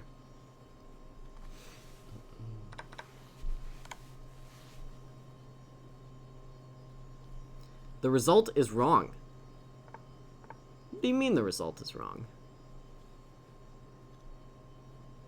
Hans should get a win. It's not a draw. It is, in fact, a draw under the chess.com rules. Chess.com does not use the FIDE rules for insufficient material. It's not if checkmate is legal. It's if you have mating material, quote unquote. So if you have at least a knight and a bishop, or two bishops, or things of that nature. Oh my gosh. Oh my gosh. Oh no. Oh no. Oh no. Oh no. Liam Lee. Oh no. Oh no. Knight e7? Oh no. Oh no, knight d5, but oh no. Oh gosh, then the bishop d4, knight f5. Ah, no. Liam Lee, why? Why did you hang your rook, Liam Lee? I can't look anymore. I can't look. Let's watch Aaron Grabinski win. Okay, Aaron Grabinski with the white pieces here, believe it or not. This king is not where it should be. And so Aaron Grabinski's going to win, as Aaron Grabinski often does. What's going on here? Checkmate. Okay. Aaron Grabinski wins this one. Liam Lee goes down, unfortunately. All right, let's check in here now on Gopal with the black pieces here. So let's go ahead, flip the board, see how he's doing. He looks like he got a draw in his third game here. I think he went 0-2 against Plotkin in the first match. So a draw, probably a good result, but now, okay, now it's just... It's what it always is in 3 minute, isn't it? It's what it always ends up being. Checks. That move is check. That move is check. Play the check. You got to check. You got to check the guy. Okay, here. Just he's so slow. He's so slow. You got to go faster than this. Got to go faster. And somehow Plotkin found the mate. Plotkin found the mate. Okay. In the meantime, what do we have here? This game's still going on. This is Nick Rosenthal trying to flag in this game, and he does. These big flags, saving the match for us. And we win again, 16.5 to 15.5. So we take a lead at the end of the 3 minute portion here. We definitely take a very significant lead. Now I have to click on the next tournament before it starts without me. And that concludes the 3 minute portion. That concludes the 3 minute portion here. Now all that's left are 1 minute bullet games. All right, we had 34 to 30 in the first match, and then that score I think we just had 33 to 31. So we are up to 67 points by my count, and it looks like we all agree in the chat. So we are over the halfway mark for that 128 magic number, 128.5 to win it all. As expected, it's shaping up to be a pretty close match here, and it's going to come down now to the bullet portion. Jeffrey Zhang, of course, a phenomenal player in any time control in chess, but I feel like now Andrew Tang is really going to start to shine for the Charlotte Chess Center. Andrew Tang, a phenomenal, world-class bullet player against anybody, really. So we shall see what goes on here. Who is this FM who is 29.95 for the Charlotte Chess Center? I'm going to have to watch this game. Which FM is this? Is this Aaron Jacobson with the crazy rating? It's FM 1 random. Is that Aaron Jacobson? Let us find out. Let us find out. That is Aaron Jacobson. So Aaron Jacobson faces Liam Lee here. Crazy. An FM with a 3,000 bullet rating. That is terrifying. That guy must be so fast. Let's keep an eye, though, on Jeffrey Zhang against Danya. Jeffrey with the black pieces here. We missed the opening. I could not tell you what opening it was. It looks like the D pawns got traded somehow. Okay, now bishop a3. Put some pressure on this knight. I expect rook e8 will follow soon. There's just some loose, dark squares now around the black king. Okay, this pawn is hanging, but Jeffrey counter-attacks this knight instead. We see a trade of the queens. How is Jeffrey going to deal with this problem? Okay, no, e4. That's a much better way. This is a free pawn. This is a free pawn if he wants it. Free pawn if you want it, Jeffrey. Free pawn if you want it. He does want it. He takes it. Rook d2 is coming now. Rook d2 is coming. Okay, rook d1 instead. Knight d6. Jeffrey Zhang just up a pawn here. Rook d8 defends the knight. Okay, knight f5. King f8. King e8. Okay. High-level players get their kings into the center for the endgame. Okay, Jeffrey just maneuvering with this knight now. Stuff like knight f3 is going to come. You can even just take this bishop off the board. Okay, now this king is going to be a little bit weak in this endgame with this f3 pawn. And so Danya goes to trade off the rooks, but ends up keeping them on anyways. Pawn takes now, and this is an opposite colored bishop endgame, but it is one that is just winning. c5 shakes loose this bishop, and Jeffrey now up a piece, now up a rook. 18 seconds to win, and Danya resigns. Checking back in on Liam Lee in the time scramble. Down a piece against FM Aaron Jacobson. Okay, but you know it's bullet, anything can happen. Okay, imagine a move like bishop f1 now. Queen c1 might come anyways. Okay, there's a check. And back. Guarding bishop c4. Gotta guard bishop c4 here. Maybe more checks. Okay, more checks now. Okay, bishop c4 was playable. Maybe it should have been played. Bishop c4 playable again. Ah, it wasn't playable. He's been tricked.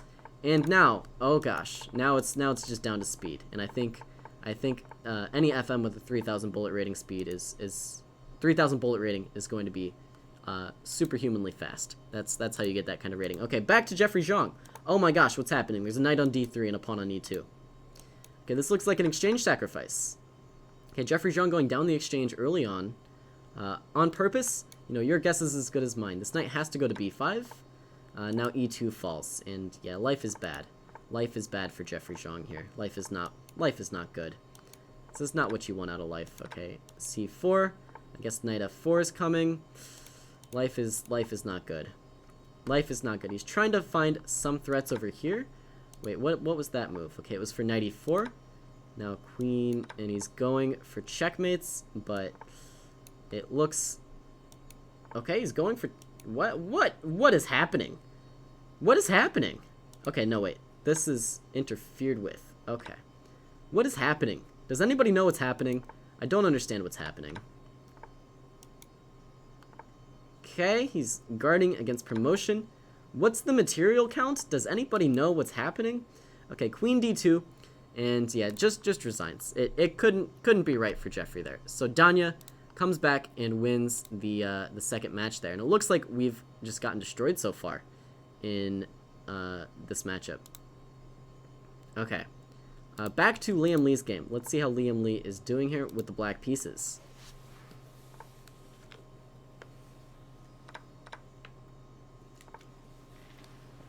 Okay, Liam Lee seems to be hanging a G pawn. Now queen b2 on the board. Bishop takes c3 as a threat. Will it be played? Or f4? But this was the point, right? Okay, now not bishop takes a7 getting played. We have some trades now, and I'm now realizing that Liam Lee seems to have fewer pieces on the board than his opponent. Not a good sign for Liam Lee, having fewer pieces on the board. That move is check. That move is check. That move is check. That move is check. Okay. Alright. That's sad. I don't want to see it anymore. Make it go away. Make it go away. Oh gosh. Make it go away. Alright. Let's see how Gopal is doing. Looks like not well. Oh gosh. We got destroyed in the first bullet match. Okay. We just got destroyed in the first bullet match. That's fine though. That's fine. We'll come back stronger than ever in the next one. We will come back stronger. We will come back stronger. Okay, that should bring the score to 75.5 for us, to 83.5 for them. That's not so good. What's wrong with Liam? I don't know. He just does not seem to be getting it done.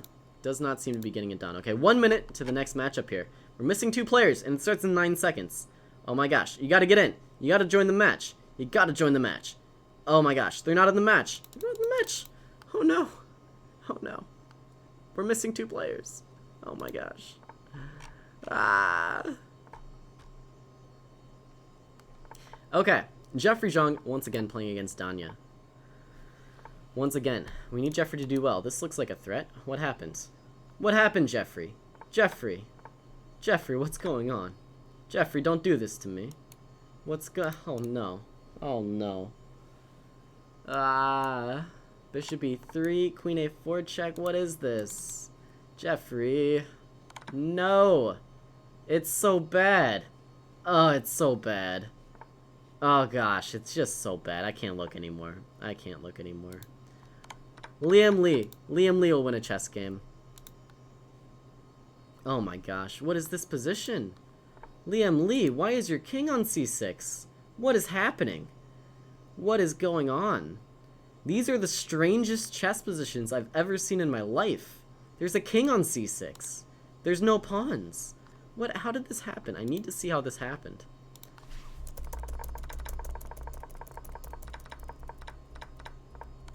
Okay, there was a sacrifice. And now the knight's on e8. Like, what is happening here? Okay, g3, rook d4 now is hoping to trade.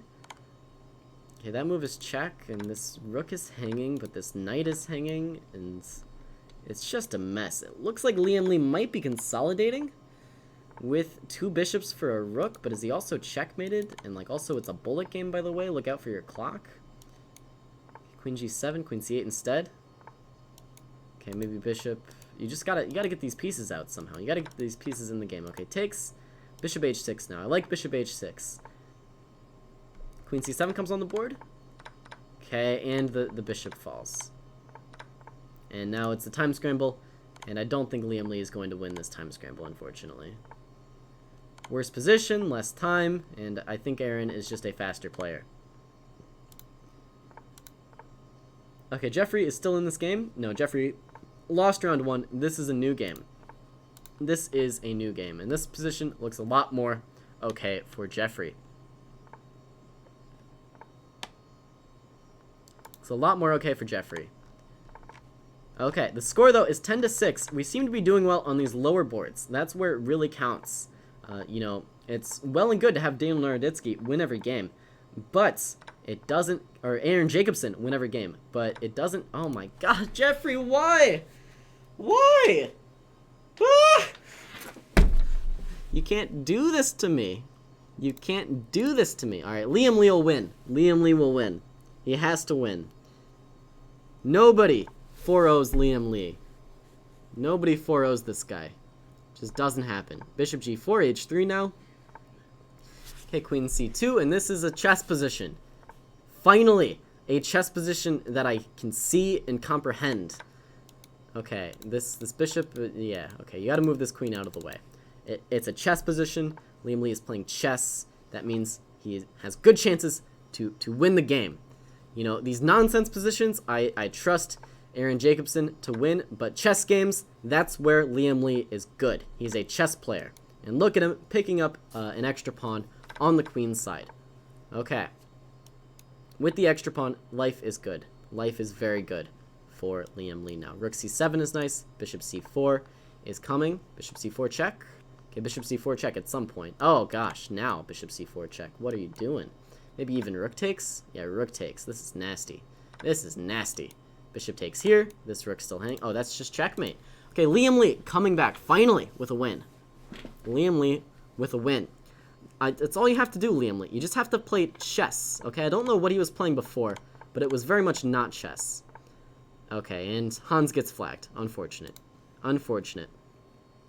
Okay, and what's going on here? It looks like no time.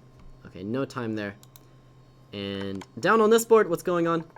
Okay, it looks like a murder castle who is Force Chen is taking on little Plotkin here.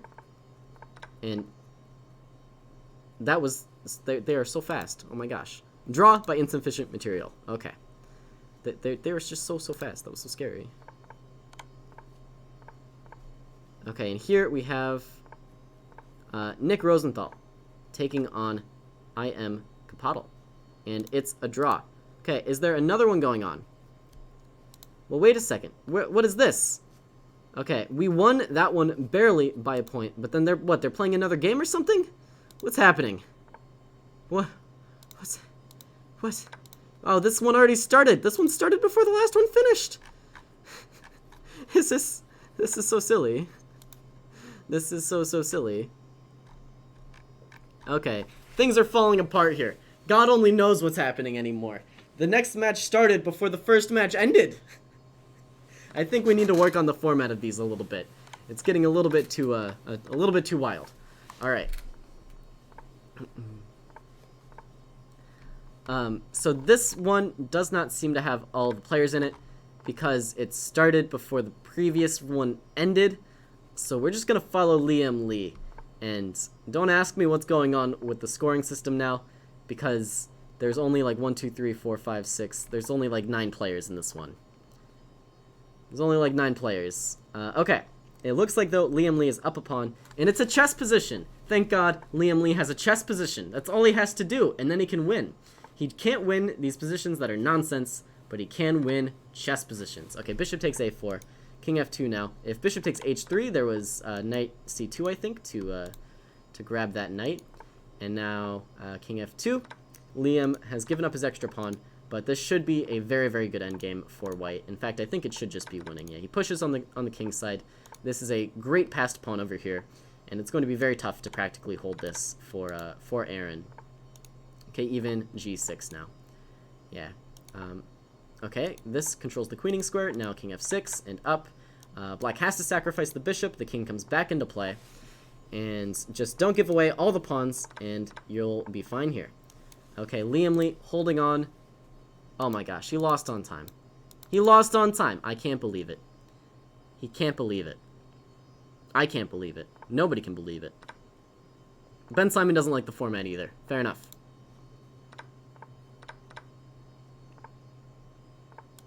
Yeah, I mean, thank God he's playing chess positions, though. That's the key here. All right, we'll see if GM Liem can take down Aaron in this one as well.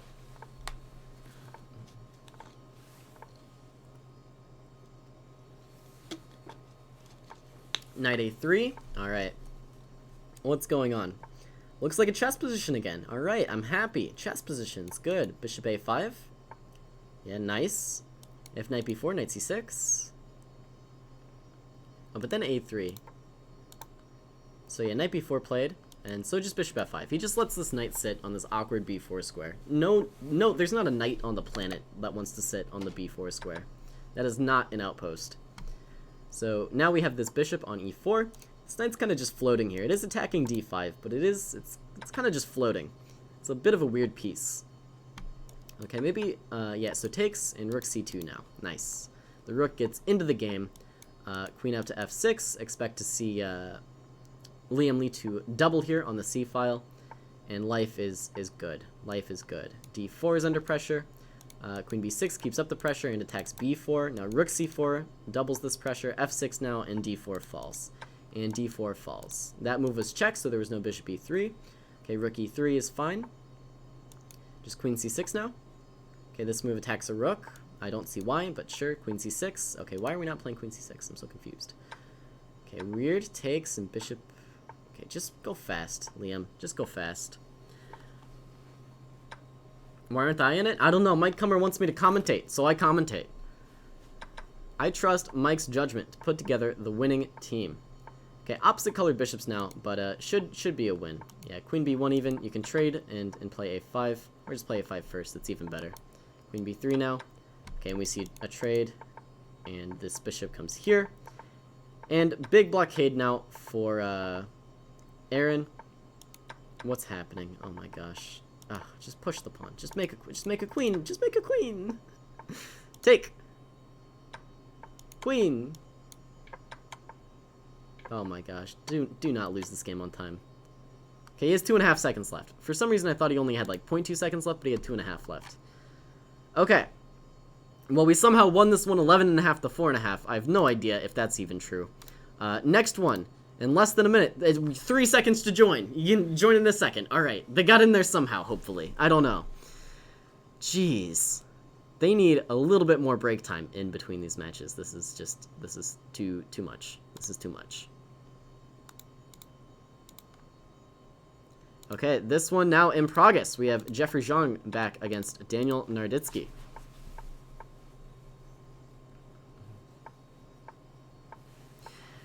All right. B4 takes. Okay, Jeffrey's got a chess position. That's good. We're good at chess positions. We're chess players. Bug in the studio. All right. A lot of pressure on these pawns. I really actually do prefer Jeffrey's position here. I like this side of the quote-unquote hanging pawn structure, where you're the one pressuring these pawns with slightly less space, but, you know, tangible weaknesses. Those are great things to have in chess games. Things that you can attack, like the pawn on c5. Queen b5 is a very strange move. Rook b8 makes sense. Now b4, and Jeffrey is pushing forward. Queen b5 makes a lot of sense. Hits c4, or hits d3 rather, but maybe queen c4. Knight f8 is his choice. He's coming up to e6 now. g5 hits this pawn. Don't lose. Okay. e5 defends laterally. Now b3 on the board. Okay, rook takes d3 is a pawn. Rook takes d3 is a pawn. Knight d6 is probably coming. Queen b5 maybe. Knight takes e5 is getting a little bit strange. Takes and rook e8, but then knight f6 is coming. Knight f6, no! Knight f6! Wait, what's? Not, what? What? Sorry, what? What's happening? Okay, Jeffrey Zhang got away with one there. Okay, he's down a little bit of time here with the two pieces. Just takes and check, and oh my gosh, he is so fast. Okay, wow. And somehow he's picking up the rook now. He's just up a piece, but he's still down time. He's down too much time. Oh gosh, he's just down too much time. That's a tough one right there. That's a tough one. And it looks like Penguin is back in the match as well. And oh, this is what is this format? Okay, Jeffrey back in the game against Daniel. I'm just gonna follow Jeffrey's game. Okay, knight d7. Queen e2 would have been the funniest move, but it wasn't. It wasn't played. Queen e2, of course, threatens checkmate there. Okay, knight e5 is a move. Queen h4 instead. Bishop g5 maybe. Queen back to g3. Draw agreed. Draw agreed. Okay. No draw agreed. Daniel wants more. Okay, that hangs a pawn though. Takes. Back. Bishop f4. This king doesn't feel happy. Where is the compensation? You have the weaker king and fewer pawns. I don't understand. Okay. Yeah, just the simple retreat. Knight takes now. Hits this rook. f3. Evicts this knight. Jeffrey is kind of consolidated with his extra pawn here. Knight c4, he's just trading off a little bit. Queenside castles, avoiding the open g file. Rook e1 now, pressuring e6. Queen h6 goes after this f6 pawn. Okay, f4, f5 seems natural. Doubling also seems natural. e5. Okay, just free pawn on h7. I love it. Free pawn on h7. Bishop's attacked. Pawn takes. Maybe bishop takes here, actually. Okay, what is happening? That move is checkmate. Oh my god. But this move is check. But then rook takes. But then check. But then takes. Okay, Danya found a nice little attack. Oh my god, pawn takes. Jeffrey Zhang is a genius. 4 pawns for the bishop. Gotta start pushing these guys. Okay, with the extra pawns. Wow. Okay, I really would have traded rooks there because I just like to simplify things. Maybe Jeffrey likes his chances with the rooks on the board. And you can start to see why here. These pawns have made it so far. Will they make it far enough? Rook takes d5 is a threat. Rook takes d5. G7. Yes! Jeffrey Zhang gets a queen, but he's down on time. Oh my god. Go fast, Jeffrey. Take the rook. Oh, you can't take the rook. He's gonna lose this game. Unbelievable. Alright, Jeffrey Zhang winning on the board in both of these games, but losing the game. And we lose that one 16-14 somehow. God only knows how. Is the next one in progress? Is the next one... It's over? It's over. In progress? It's over. The match is over. Who won? Nobody knows.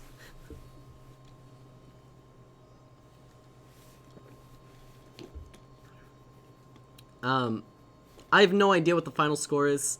things got a little bit hazy there because the matches were starting before the previous matches ended, and then you can't really join late. So I'm a little bit unclear on who actually won. All I know is I had some fun commentating all these games. It was a blast being here, you guys. Hopefully you enjoyed as well. A little bit unfortunate that the format took such a wild turn, but I had a good time. St. Louis won, you guess? Maybe. I'm not so certain. The score here is 16-14. The last score posted in the chat was like 102.5 in our favor to 1.5 for 101.5 for them. But obviously those scores don't add up to 128.5. It's I don't know. So stay tuned for the final results, I guess, if such a thing can even be determined. We lost this one 16-14. So St. Louis won, he says. St. Louis won. I don't know why. Why do you guys all think we won so much? St. Louis lost by 1 point. Stay on the air till we figure this out. Okay, I'm here. I'm here for you guys. We're working through it. Meanwhile, who played these games? Penguin lost a game. Is it true? Can it be? Penguin lost a bullet game. Crazy. Oh, H4, H5. Okay, this is now we're chessing. Now we're chessing. I love it. Shove all the pawns up the board. Give checks. Take pawns. This is the type of nonsense games that I was seeing earlier today. Okay, and all of a sudden a rook's hanging. All of a sudden a rook's hanging. And then C2 hangs, and that hangs, and then check, and then D7, but then this, and then... Oh my gosh, and now white's just crushing all of a sudden. Rook takes G6 is nice. The H-pawn would queen, and then more checks, and checkmate. Excellent stuff. So the unofficial score is 116.5 to 117.5 in favor of Charlotte. That is a really, really close match, actually. Really close stuff. It was a lot of fun. The problem is, obviously neither of those points adds up to 128.5. Now, I imagine this happened because the matches were starting before the previous matches ended. And so, due to that, not all of the players were in all of the matches. But, you know, I think, in my opinion at least, you know, I'm not in charge of these things. It makes sense that we just score the games that were played. And it looks like we ended up down a point. That's tough. We were so close. In those two games in the final match, Jeffrey was just dominating in both positions and just a hair too slow. Just a hair too slow, unfortunately. But I'm sure there were countless games that went the other way with that as well. Countless games.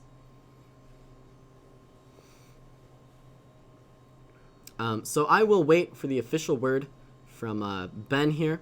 Ben, I believe, is keeping track of all of the things and is in close contact with Mike. What happened? Eric, things went a little bit crazy. It looked like some matches were starting before the previous matches had ended, and so not everybody were in there. Not everybody managed to join everything. Yeah, people couldn't join. So we didn't get to the 128.5 that we were hoping for. In fact, of the games that were actually played, it looks like Charlotte beat us by a single point. Julian was -1, so it's obviously all Julian's fault. If Julian had scored 50%, we would have tied the match. Just kidding. Just kidding. It's all a joke. Forfeits are judged as double forfeits. The score stands, Charlotte wins. Okay, so I think that's the fairest way to do it. I endorse that judgment here. Everything just went too crazy with the forfeits and the double forfeits and the people not joining. So the final score is 116.5 for St. Louis, 117.5 to Charlotte. They just barely beat us out there. It was a lot of fun. Hopefully you guys enjoyed this match. Hopefully we have more matches to come in the future against Charlotte. I had a great time commentating these. Obviously it's all craziness. But hopefully you guys had a great time watching as well. That's going to do it for us here on this live coverage of the event. Thank you all so much for joining me. Be sure to stay tuned tomorrow when we always have more chess content coming your way each and every day. Until then, my name is